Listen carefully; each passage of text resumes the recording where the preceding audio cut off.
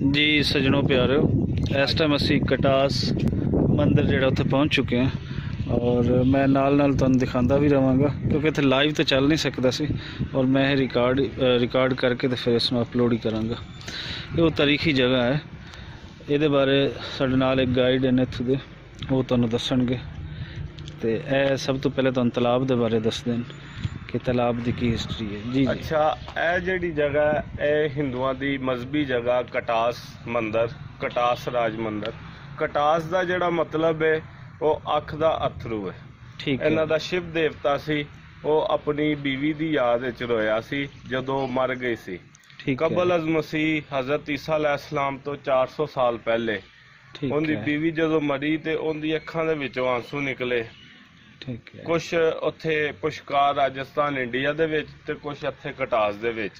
ते इहदे नाल दोवें इन्हां दे मुतबरक जेहड़े तालाब बने सन, इस साल विच 2 दफा आंदे ने, इत्थे आके वो नहांदे ने, अपने आप नूं पवित्र करदे ने, अपना होली बाथ लैंदे ने जिन्हों इशनान बोलते हैं। जिस तरह असी वजू करते हैं, गुसल करते हैं, इस तरह वो इशनान करते हैं, अपने आप नूं पाक करते हैं।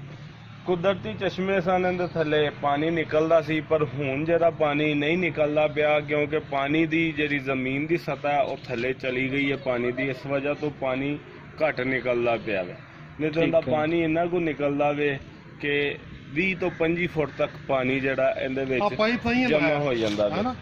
पैप बाद विच लाया वे, हुण इन्हां ने टरबैन चलाई है, पर इस पैप का कोई फायदा नहीं हैगा। नहीं मतलब जदों पानी ज्यादा सी उहदे फायदा सी इहदा कि बाहर चला जाएगा पानी। हाँ जी, उदों इहदा फायदा सी क्योंकि करीब दे जिहड़े गांव सन उन्हां दी फसलां वास्ते, उन्हां दे बागां वास्ते जिहड़ा पानी इत्थों सप्लाई कीता जांदा सी। ठीक है। इस जगह दे नाल 4-5 मजहब जुड़े हुए ने। सिख आए ने, ईसाई आए ने, मुसलमान खुद आए ने, हिंदू आए ने, ते बुद्ध मतां ने भी इत्थे स्टूपा बनाया वे। मुख्तलिफ अदवार दे विच जिहड़ा उन्हां दा टाइम पीरियड सी उस टाइम दे उत्ते वो आए ने। जिस तरह सामने तुहानूं 12 दरी नज़र आएगी।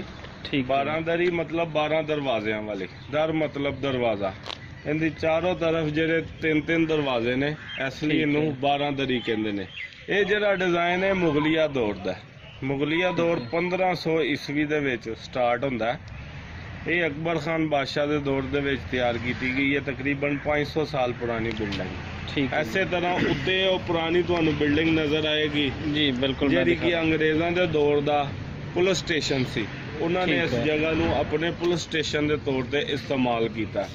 इसे तरह सामने तुहानूं बिल्डिंग नज़र आएगी, ये हिंदू महाराजा सी जिन्हें अपने कंपलैक्स के तौर पर इनू रिहाइश के तौर पर जगह नूं इस्तेमाल किया। किसी टाइम दे विच ब्रिगेडियर गुलजार भी इस जगह ते रिहाइश पजीर सी।